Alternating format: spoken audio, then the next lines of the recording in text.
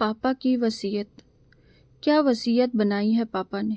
घर जमीन कुछ भी हमारा नहीं है, सब में मम्मी की हिस्सेदारी।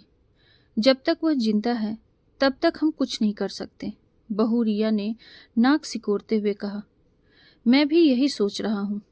मम्मी को पापा की पेंशन तो मिलती ही रहेगी, पापा के जाने के बाद भी। जानकर भी ऐसी वसीयत बनाना मैं खुद हैरान हूँ। बेटे सोहन ने चिंता व्यक्त की। शिवनाथ जी का देहांत हुए अभी 1 महीने भी नहीं हुआ था और बेटा बहू अपने रंग दिखाने लगे थे। सुधा जी कुछ नहीं बोलती थी, लेकिन सब समझ रही थी कि अचानक बच्चों का व्यवहार कैसे बदल गया। वह मन ही मन भगवान का धन्यवाद करती। अच्छा हुआ शिवनाथ जी ने अपनी सोच के मुताबिक सब कुछ तय कर लिया। उन्हें अपनी बेटियों की कोई चिंता नहीं थी। दोनों अपने घरों में खुश थे। उनका कोई लेन देन नहीं था। उनकी पेंशन थी, जिससे उन्हें कभी बच्चों के सामने हाथ फैलाने की जरूरत नहीं पड़ेगी। वो मुझे अकेला छोड़ गए, लेकिन ऐसा इंतजाम कर गए कि मैं कभी किसी पर निर्भर न रह सकूं। सुधा जी का आंचल आंसुओं से भीग गया। जिंदगी के इस मोड़ पर जब साथी की सबसे ज्यादा जरूरत होती है, तब उसका अचानक चले जाना बहुत तकलीफदेह होता है। फिर यदि बच्चे स्वार्थी हों और व्यवहार बदल जाए तो यह असहनीय हो जाता है। रिया और सोहन इस सोच से परेशान थे कि बिना मम्मी के हस्ताक्षर के कोई भी प्रॉपर्टी का हिस्सा नहीं बेचा जा सकता था। वे जानते थे कि मम्मी अपने साथ पूरी प्रॉपर्टी लेकर नहीं जाएगी। आगे पीछे सभी चीजें उन्हीं की है। फिर भी उन्हें गुस्सा था अपने स्वर्गवासी पिता से कि क्यों उन्हें मम्मी पर निर्भर बना दिया। मम्मी, वृद्धाश्रम से कुछ लोग आए हैं, चंदा मांग रहे हैं, दे दीजिए। रिया की आवाज में गुस्सा और नाराजगी झलक रही थी। सोहन उन लोगों के जाने के बाद बाहर आया। कितना लिया? पेमेंट चेक से किया या कैश से? सुधा जी बिना कुछ कहे अपने कमरे में चली गई। रिया और सोहन निमंत्रण पत्र देख रहे थे। सोच रहे थे कि संस्था में प्रतिमा स्थापित करने से पहले मम्मी ने बताया क्यों नहीं। हाँ भाई, अब मम्मी को किसी से पूछने की जरूरत नहीं। मम्मी तो मालकिन है, रिया जोरों से बोली।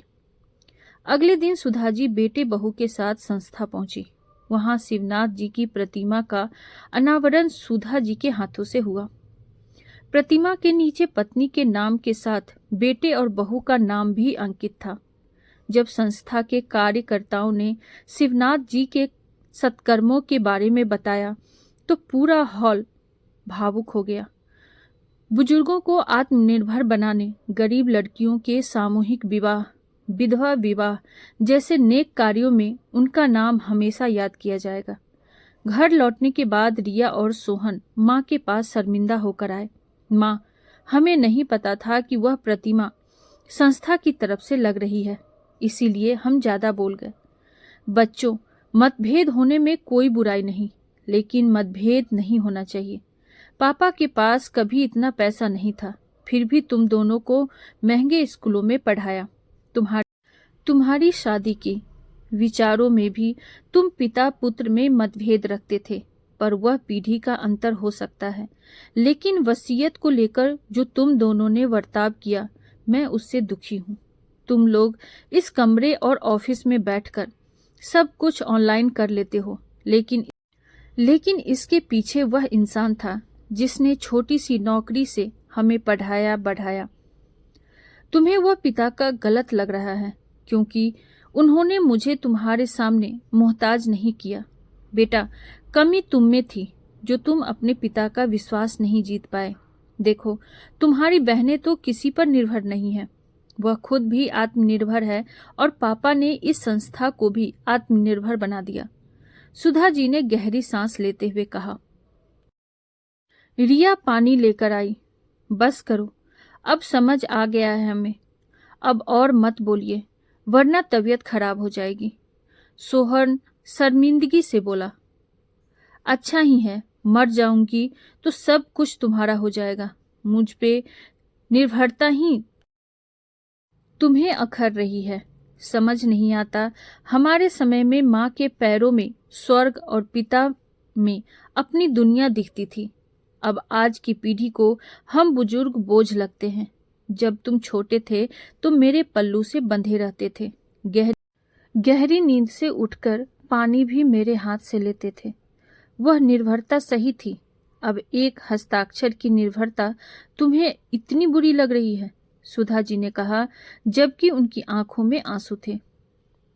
सोहन माँ के पैरों में गिर पड़ा। माँ, आज संस्था में जाकर समझ आया कि मेरे पिता क्या थे। आज जो उनके बारे में सुना तब समझ आया कि इंसान की असली पहचान क्या है। मरकर भी लोग कैसे दिलों में जीवित रहते हैं। अब मैं वादा करता हूँ तुम्हारा यह बेटा तुम्हें कभी शर्मिंदा नहीं करेगा और पिताजी के रास्ते पर चलने की पूरी कोशिश करेगा। आपको हमारी ये कहानी कैसी लगी कमेंट बॉक्स में ज़रूर बताइए और ऐसी ही ढेरों सारी कहानियों के लिए वीडियो को लाइक, शेयर और चैनल पे नए हैं तो सब्सक्राइब करना ना भूलें। Thank you.